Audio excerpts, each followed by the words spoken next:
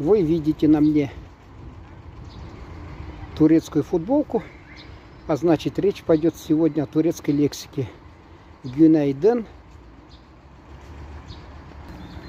Первую поездку в Турцию в 97 году, помнится, полнедели был в Стамбуле, возвращаясь тоже полнедели и неделю на Кипре, и заметил, что очень много знакомых слов, общих тюркских, наших, татарских, и поэтому я по возвращении, когда привез словарь, который мне подарил Туран Язган, профессор,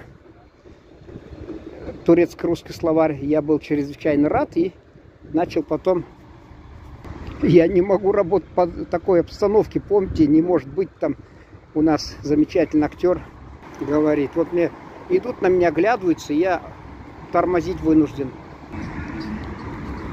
Важно только запомнить, какие слова общетюркские. Вот, допустим, ажаиб. У нас ажаиб. Удивился, значит, удивленно. А то там придираются некоторые. Я вам не профессиональный преподаватель. Кому не нравится, до свидания. Никто же вас не заставляет. Тем более бесплатные, без донатов. Значит, видео делаешь по татарскому языку, там сейчас по турецкому.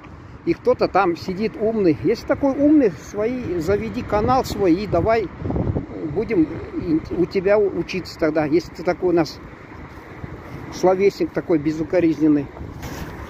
Аще. У нас вот как раз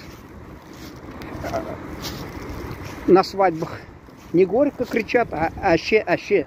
То есть вот горько, горький. Вот аже. У нас вот как-то аще. У турков тоже так. Ажаклы. Ажаклы значит открытый.